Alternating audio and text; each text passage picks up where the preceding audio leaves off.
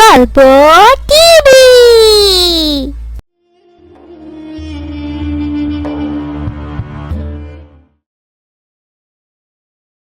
মা মা ও মা, আসসালামু আলাইকুম মা। ওয়ালাইকুম আসসালাম আবু রায়হান। মা, আমার অনেক পানির পিপাসা পেয়েছে, আমাকে এখনই এক গ্লাস পানি দাও মা। একটু অপেক্ষা করো বাবা, এই নাও তোমার পানি। বিসমিল্লাহির রহমানির রহিম। আলহামদুলিল্লাহ।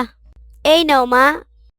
এটা কি হলো বাবা, এভাবে কি পানি পান করা ঠিক হলো?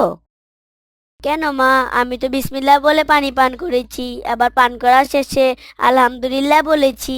কিন্তু আমাদের প্রিয় নবী হযরত মুহাম্মদ সাল্লাল্লাহু আলাইহি সাল্লাম কিভাবে পানি পান করতে বলেছিলেন সেটা কি তুমি জানো না বাবা? কিভাবে মা? আমাদের প্রিয় নবী হযরত মুহাম্মদ সাল্লাল্লাহু আলাইহি সাল্লাম তো পানি কোথাও বসে খেতেন, দাঁড়িয়ে তো খেতেন না। আর বসে বিসমিল্লাহ বলে 3 ডুকে পানি খেতেন। তারপর পানি খাওয়া শেষ হলে আলহামদুলিল্লাহ বলতেন। আর তুমি একেবারেই খেয়ে ফেললে বাবা। না মা, আমি জানতাম না। ঠিক আছে মা, এরপর থেকে ডান হাতে পানি নিয়ে কোথাও বসে তারপর বিসমিল্লাহ বলে 3 ডোকে পানি খাবো, তারপর খাওয়া শেষে আলহামদুলিল্লাহ বলবো। ঠিক আছে বাবা, সাবধান। দেখো তো বাবা, কে এলো? মনে হয় আমাদের নতুন কাজের মেয়েটা এসেছে। আমাদের কবে কাজের মেয়ে নিয়েছো মা? তোমার বাবা গতকাল যাকে ঠিক করে এসেছিলেন ওই তো আজকে এলো। আমি ওকে এখনই ভিতরে নিয়ে আসছি। আসসালামু আলাইকুম ভাইজান। ওয়ালাইকুম আসসালাম। ভাইজান, আমার নাম বিলকিস। আমারে কাকায় কালকে আসতে বলেছিলেন। আমি এই বাসার কাজের লোক। ঠিক আছে, ভিতরে আয়। সোফায় না, নিচে বস। ঠিক আছে ভাইজান, আমি দাঁড়াইয়া থাকি। মা, ও মা, কাজের মেয়েটা এসেছে। আসছি বাবা। আসসালামু আলাইকুম খালাম্মা। ওয়ালাইকুম আসসালাম। কি ব্যাপার, তুমি দাঁড়িয়ে আছো কেন? সোফায় বসো। না খালাম্মা, ভাইজান তো সোফায় বসতে না করলেন। আবু রায়হান, তুমি ওকে সোফায় বসতে না করেছো কেন? মা, ও তো আমাদের কাজের মেয়ে, কাজের মেয়ে সোফায় কেন বসবে? ছি বাবা, এগুলি বলতে হয় না। তোমার নাম কি মা? আমার নাম বিলকিস। তোমার বাড়িতে আর কে কে আছে? শুধু বাবা আছেন, মা অনেক আগেই মারা গেছেন খালাম্মা। ঠিক আছে, তুমি এই বাড়িতে বাড়ির মেয়ের মতোই থাকবে। আপনি অনেক ভালো খালাম্মা। ঠিক আছে বিলকিস, তুমি আসো আমার সাথে, আমাকে কাজে সাহায্য করো। কই মা, আমার নাস্তাটা নিয়ে এসো তাড়াতাড়ি। আসছি বাবা। এই নাও আবু রায়হান, এটা তোমার জন্য। আর বিলকিস, এটা তোমার জন্য। না খালাম্মা, আমার লাগবো না, আপনি খান। নাও তো, আমি দিচ্ছি।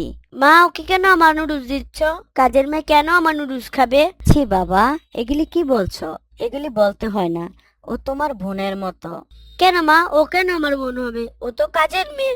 ছি বাবা ছি, চুপ করো। এই নাও বিলকিস। না খালাম্মা, থাক। নাও বলছি, নিয়ে চেয়ারে বসে খাও। মা, ও কেন আমার সাথে চেয়ারে বসে খাবে? কাজের মেয়ে কি চেয়ারে বসে খায়? আবু রায়হান, তুমি কেমন হয়ে যাচ্ছ? বাবা, এগুলি বলতে হয় না। এই নাও মা, তুমি চেয়ারে বসে খাও। ঠিক আছে খালাম্মা। ভাইজান, ভাইজান, এই নেন আপনার দুধ, খান।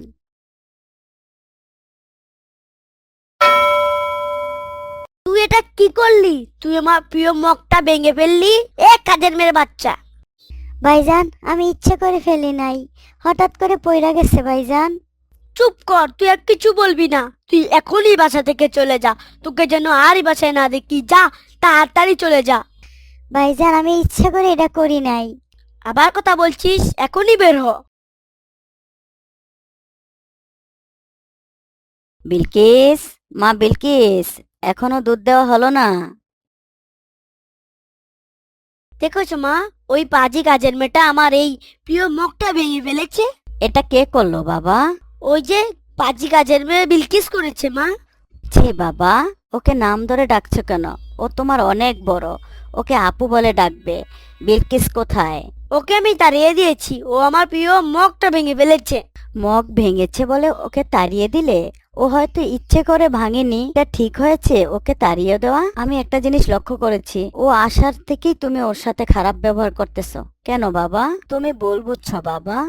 তুমি জানো আমাদের প্রিয় নবী হযরত মুহাম্মদ সাল্লাল্লাহু আলাইহি সাল্লাম কাজের মেয়েদের সাথে কেমন ছিলেন? কেমন ছিলেন মা? তিনি কোনোদিন কাজের মেয়েদেরকে কষ্ট দিতেন না।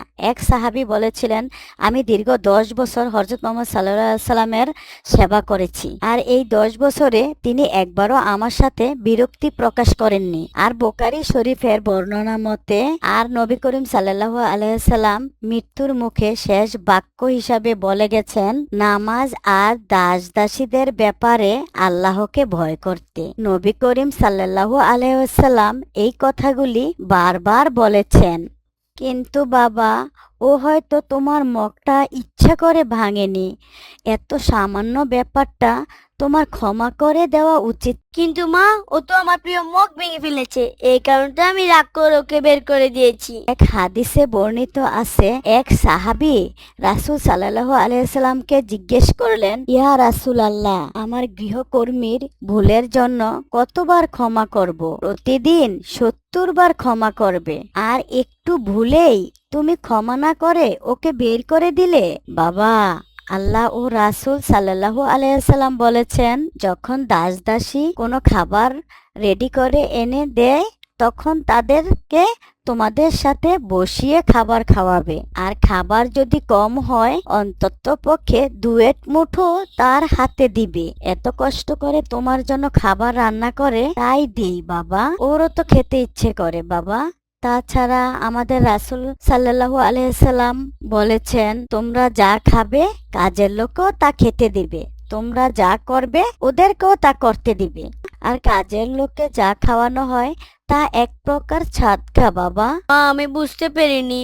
চলো মা, ওকে গিয়ে খুঁজে আবার নিয়ে আসি। ওর কাছে আমার ক্ষমা চেতে হবে। আমি আসলে ভুল করেছি মা। এই তো আমাদের ভালো বাবাটা, আমাদের ভালো আবু।